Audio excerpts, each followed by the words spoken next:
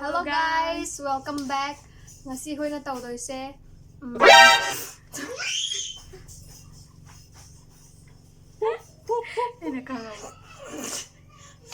Drop it.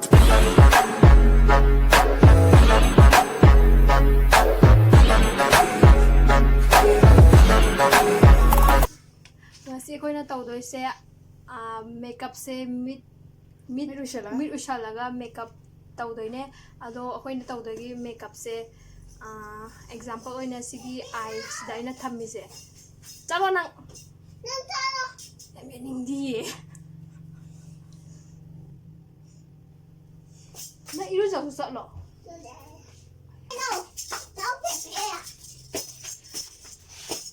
kam ge le hai masi ai shu thoni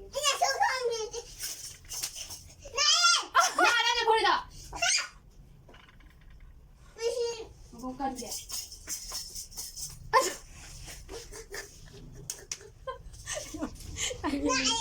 Sat orang na dia. Laning tadi sat lo. Hai. Ado ko na tawdoy makeup se sige eye look se sige mid ki khuyek se machu mak se. Kani na hai. Kayo ni. Spoiler ada ana.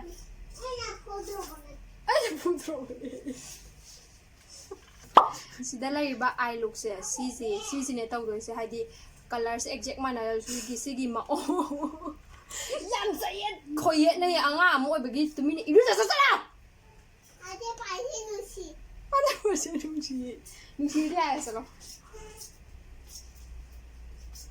sigi makeup eye look sine machu mak se mana daga sigi ma ong da tawdoi ne aduga lipstick kumadi adum khangde adum mid ushandoi na ata adum ta ado makeup sing sida loina chai duna lai sidagi mid ushala khalaga like this tawdoi ne ado ibani challenge tawdune kana phasagi do hajiki challenge ko atraga sum lai dana bit amada nadrana alana tawdoi ne yare hawras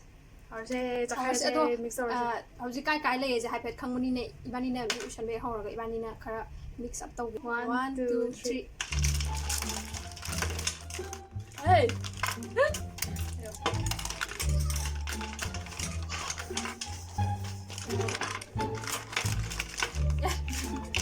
ayam bitang gitu ya first ibani dum hai sih first moisturizer ang patlay mo ni muna dira dahil ay yan pag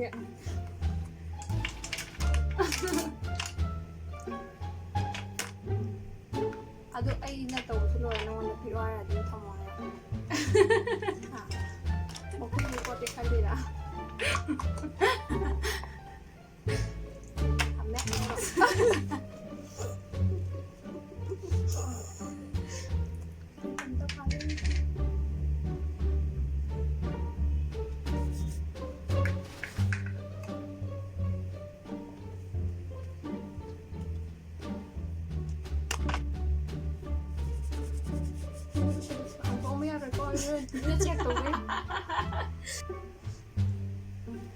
next up primer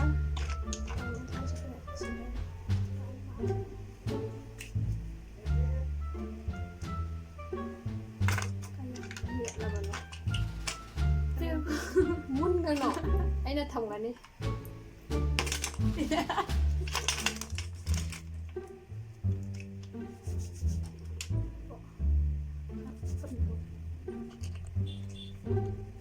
next foundation na tapi lai bu mathang tau ni step mana doi ni kai kai nom ta khare kai ta đi kai nom cái bữa tay oh my god mang cái này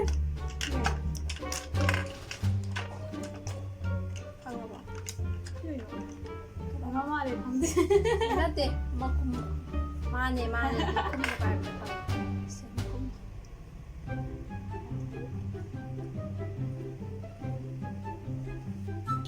tham một dạ cái ꯅꯥꯗ ꯐꯨꯟꯈꯤꯕꯗꯣ ꯐꯪꯈꯤꯕꯩ ꯍꯦꯛ ꯄꯥꯏꯕ ꯑꯌꯥ ꯑꯩ ꯁꯣꯝꯁꯨ ꯂꯩ ꯀꯌꯥꯝ ꯃꯦꯠꯂꯤꯕꯁꯨ ꯑꯝꯇ ꯎꯗ꯭ꯔꯦ ꯈꯨꯠꯅ ꯂꯩꯁꯟꯈꯤꯕ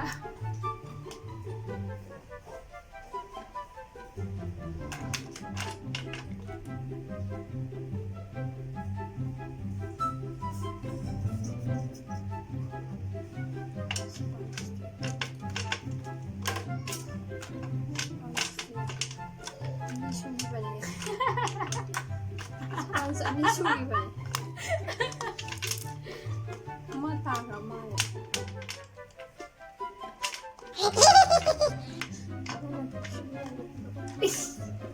Nanti spons ani sugi ba haba layram dare.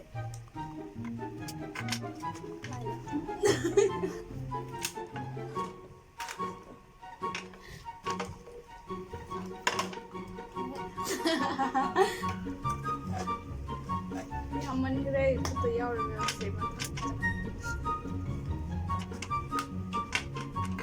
ko ba yaur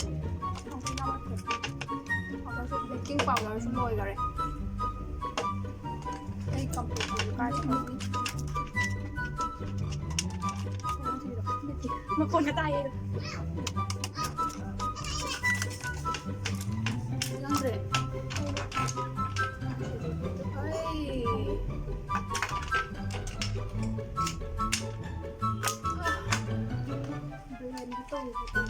Andre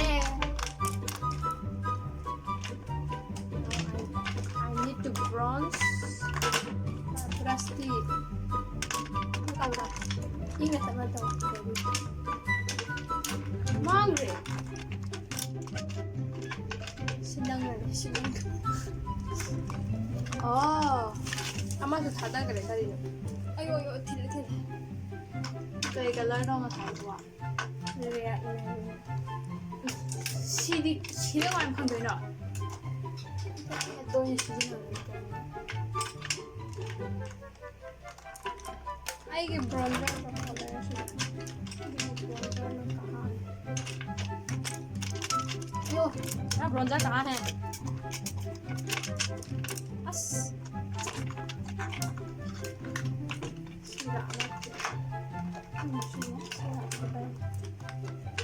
Som sai na som na mu ne som na wow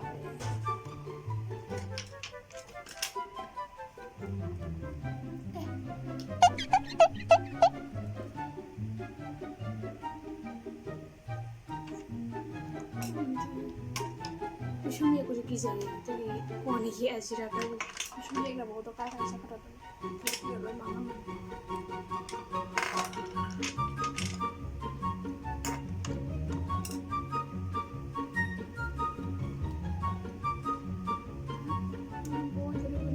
Sige no ta sa ja ke shum ye na bo se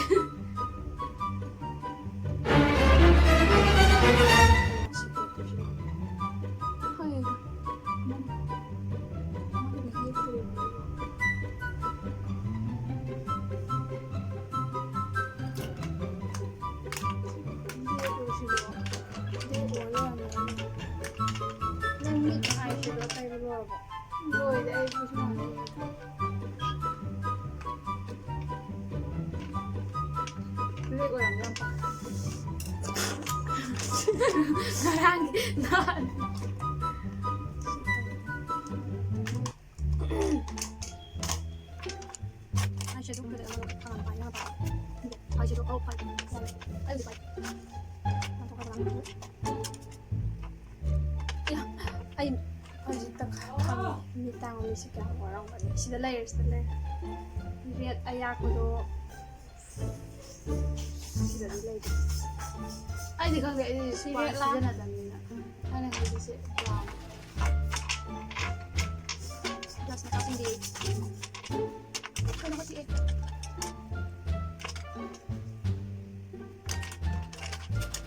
dek odi lang bila ai di just macam tu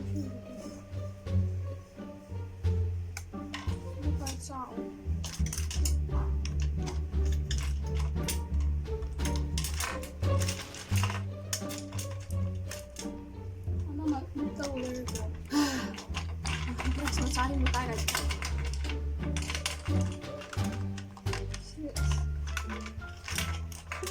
Yan tayo. Sila Sara. Consular wala yun.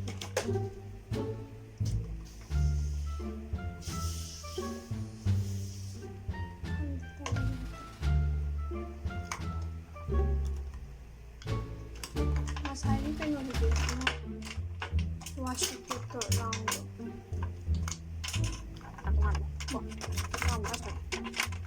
Ayan, yang white.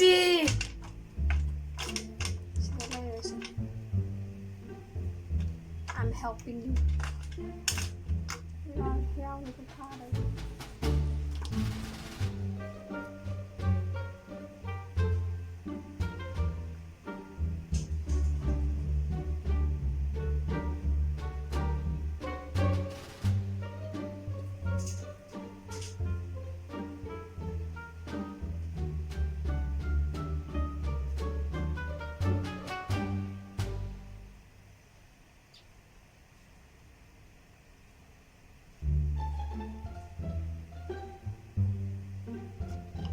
Quay đầu nó chứ quay đầu đi mình sẽ là phải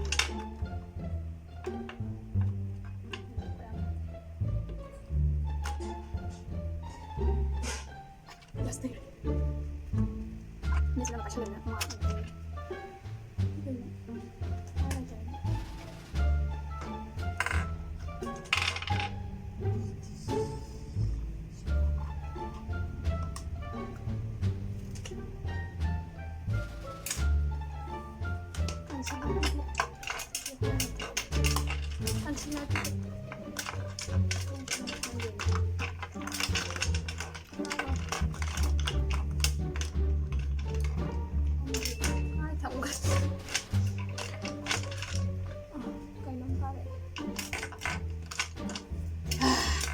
Why? No, so tiring.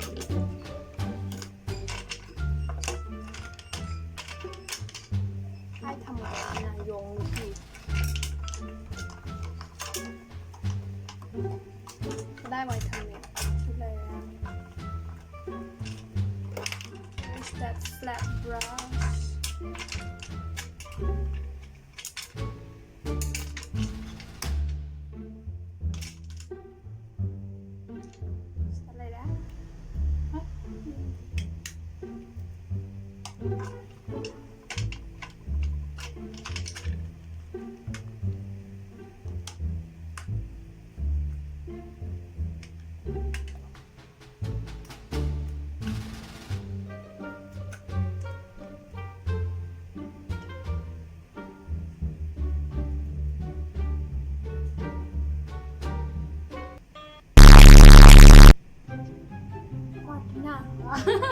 Ibaratnya itu sih kan mình đâu qua cái gì cũng nấu ăn gì nghe mà phải quan trọng trong nó ai cần nghe mình phải thôi thế kalau mau nongkrong juga itu mana mana itu soalnya kalau light ya light color ambil lagi sini siap tahu kan bisa loh sama sih aja Ngako, mula ka nung kayo. Hiji ngo. Laso yung ngo. Mani. Khra vậy. Saya alang video. Alang video. Guitar do. Silver amaga pink color gani. Sangang na ibo. Karambano khangde. Sitay do yam dulu. Wow. Nora bana. Shadow thao lo.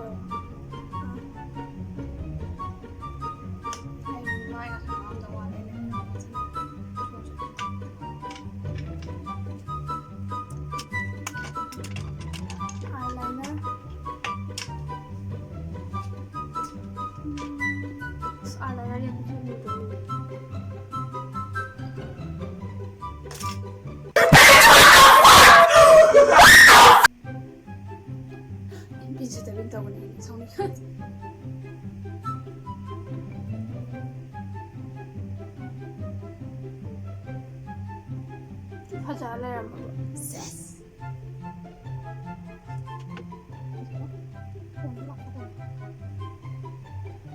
이제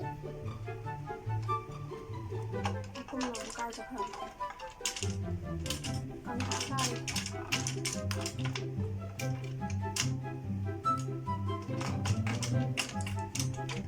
조금 더 피해인다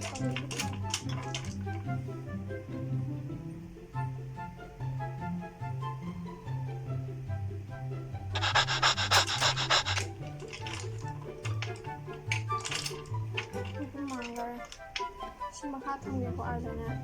그냥 강의를 잘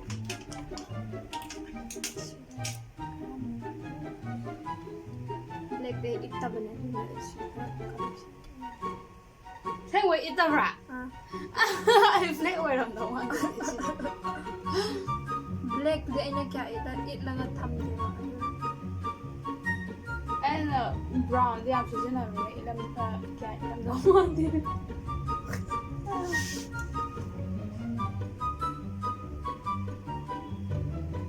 야 고마운데 강물. 이거 저거 뭐? 해도 못 간대. 그니 아이 아이로 빠뜨고 다녀. 플라스틱 brush.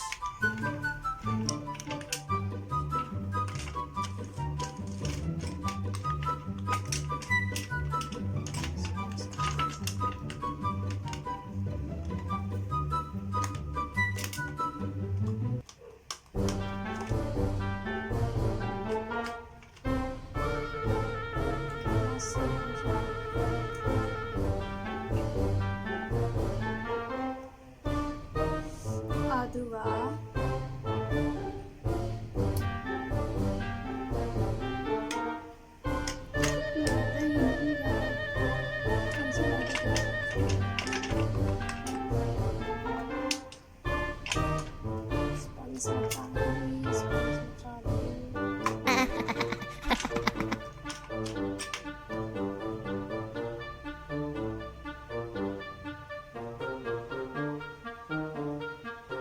kasi step kasi ron na itong kaya ba dito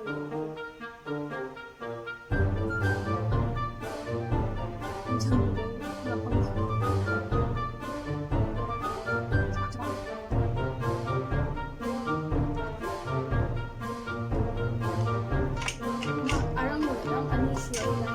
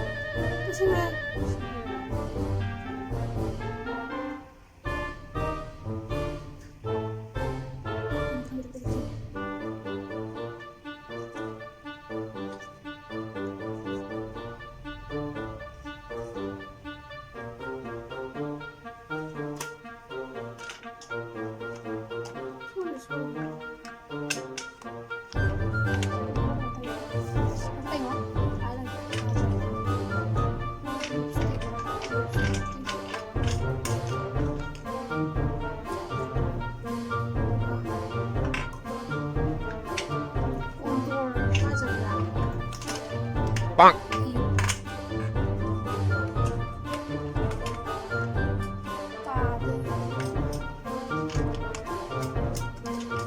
그냥 와이가 자신이 에너지로 빠지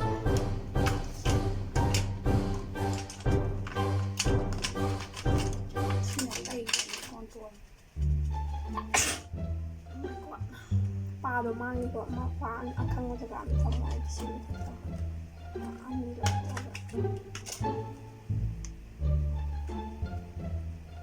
브라질 쭉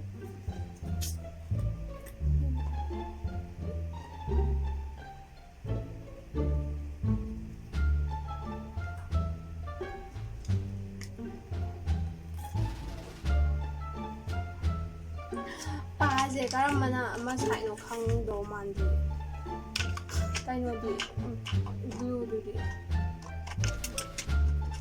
빠디 글루제 아마 아코이게 나나바디 글루들 시즌나라니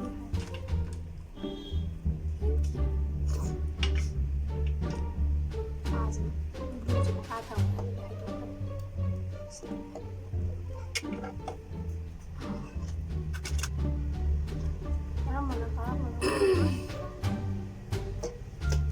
nâng eyeliner của cái này nè mà khai rồi đây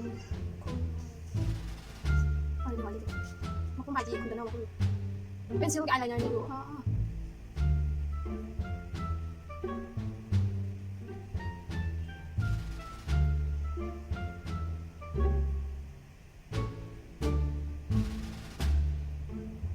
anh không dễ ta bài tay nó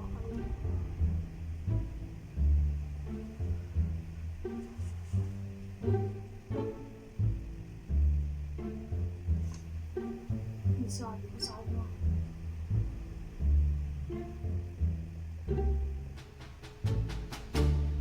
hay bài gì mà nuôi sản phẩm đâu mà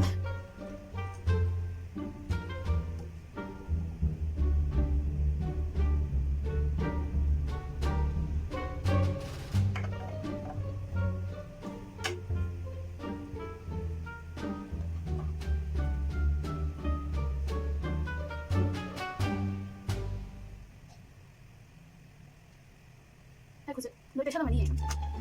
아니 나 같이 화 감정도 고마워. 아 시끄럽다 이런 거.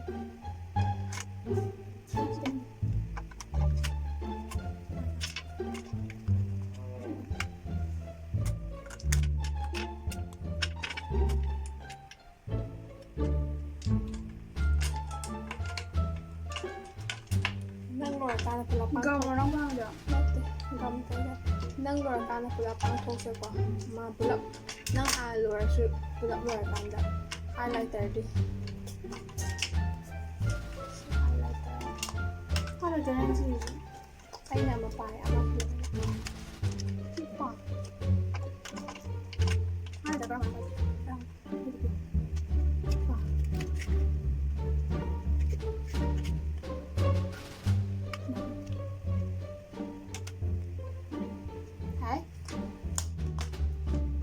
I'm almost finished.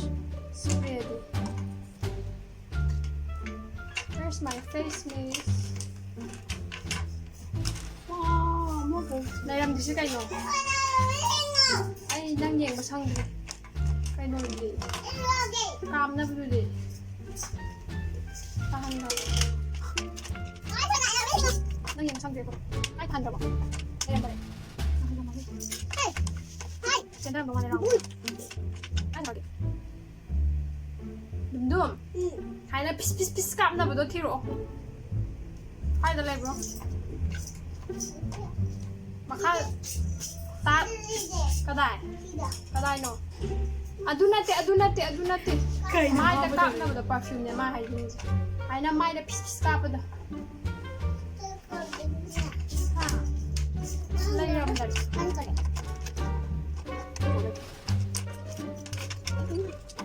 chen da ram do ma do ra ma ai wa do ra na spray to kap ke to bani spray to No más grande cabello que vino.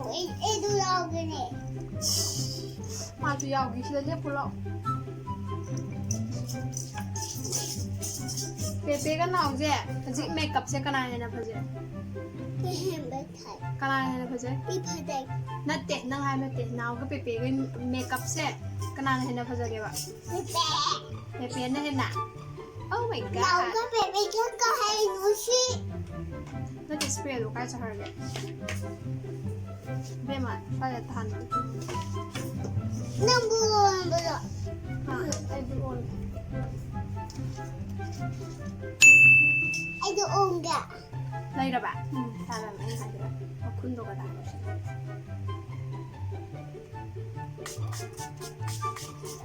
애도 가비요. งั้นให้งงโอ้ยกับฉันเพียนนันเนตรถไปกันเนี่ย 왜도 가비요. ไอ้งานได้ปอมนะเว้ย ไอ้รวยเลยความเลยสับเจทาเกียไก่นั่นดึงสับเจไปหรอทำอะไร ก็มั่งเลย ก็ได้ด้วยนะพี่ได้ด้วยละก็ได้แล้วพี่ดึงสับเจสิ 시요. มัน โอ้ ใช้สมาร์ทแกทำตัวละค่ะนั่นตรงนี้ไม่จะต้องจ้ะฮะดึงไฟเนี่ยพี่กิดโกะเนี่ยนั่งพี่ดึงไฟอ่ะ 애도 피네. ก็ดิ 애도 피.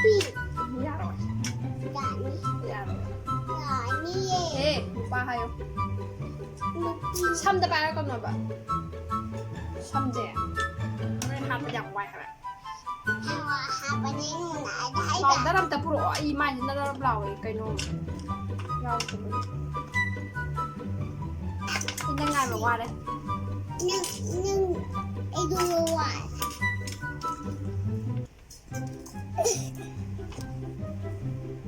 ว่ายตัวได้เป็นยังไงเฉลี่ยนั่นที่ไปช่ำไอ้พี่ได้นอนอ่ะได้หรอได้พี่โรไอ้ใครทำยังไงได้ที่บ้านเลยเสียบเสร็จแล้วเราใช้ไว้ตรงไหนตรง รวยเลย it's ready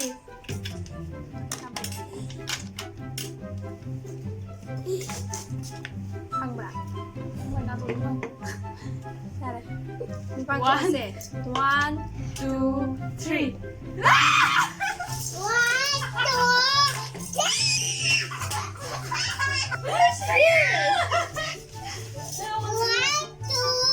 ก็จะเอาไป จะได้ตัวมาที่ใคร ภาษาดราภาษาดราบลัสกาเซียก่อนนั่นเลยสินั่นนี่คาราบุนิว Nude color ได้แต่เราไม่ใช่ คาราบุภาษาไอเดียมเดียวว่าจะต้องเอา look at me what I have done ไอ้โอ้ปาเกเล่ปาเกเล่ปาเกเล่ มากี่ป่าเซียงอ่ะที่นั่นที่นั่นชาที่นั่นเดียร์ฮะไอ้สิกระโดดเลย ไอ้ที่ใจบุกมาเราถ่ายเราถ่ายภาษาแต่วันนี้เนี่ยไอ้เรื่องงานกี่ได้นะปากเราเลยต้องงานแบบว่าใช่แต่ต้องงาน ไอ้ที่กี่ตัวเดิมเดียว ตั้งนับเกเร นิดเดียวสิมาฆ่าเนี่ยเหรอเนี่ย